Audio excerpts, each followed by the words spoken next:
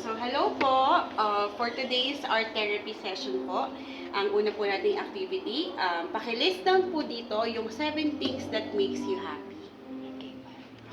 Nandito po ako ngayon sa art room. Teacher ko, si Ma'am Pei Beche. Malapit din sa pangalan ko. Ngayon, yun nga, tinuturo sa akin, pinaglilis ako kung ano raw yung makakasaya sa akin. Susulat ko ha. Kuhanin ko po yung tubig.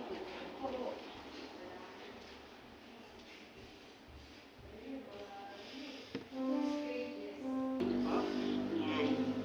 So, andito po, nilistan niyo una yung makatulong sa kapwa. Pangalawa, maging senador. Pangatlo po, maging presidente, maging mayor, maging barangay captain. Maayos na buhay ng anak, kapatid, apo, bayan, at sister-in-law. So, tulungan ako lagi ng Diyos sa anuman na aking gagawin. So, nakikita ko po dito, more on, po kayo, public servant talaga. No po. Okay. So, dito po, maggagawa po ako sa baba na parang figure. Human figure. So, this is you po. Kunyari, ito po kayo. Si Ma'am Beth Chaida. Ano po bang nickname niyo? Beth. Beth. So, si Ma'am Beth, ito si Ma'am Beth.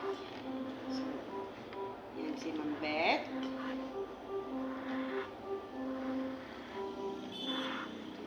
Kunyari, ayan po kayo. Yan. May buhok. Silhouette lang po ito. Yan. Tapos, ngayon po, ang gagawin naman natin, bawat isang number po dito, a-assignan nyo siya ng kulay. So, for example, yung number 1, anong kulay po ang pwede natin i-assign dyan? Pwede po kayong mag-assign dyan ng kulay Puti. Puti, ma'am. puti. Okay, puti. So, number 1, ang assign po natin color is white. Ano po ang assign natin sa number 2?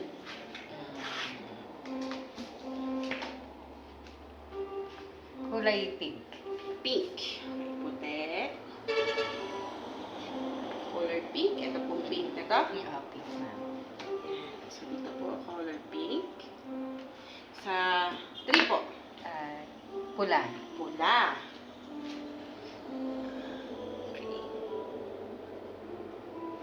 Number 4. Orange, ma'am. Orange. Number 5.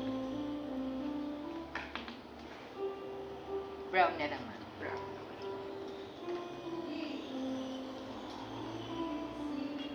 Number 6 po.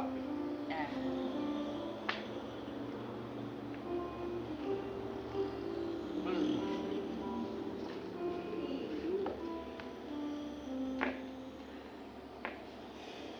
Number 7 po.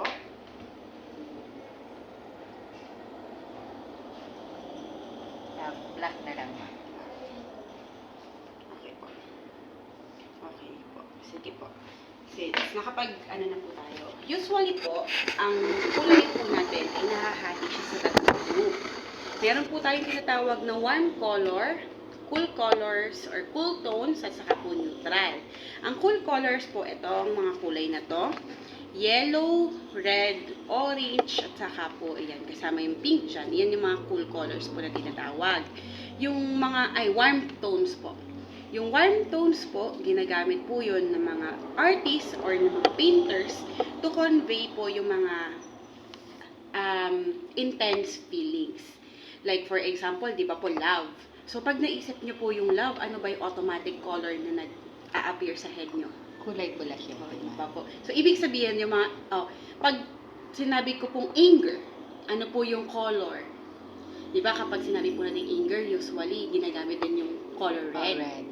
Tapos, kapag po yung apoy, usually po, nilalagyan din po ng color red.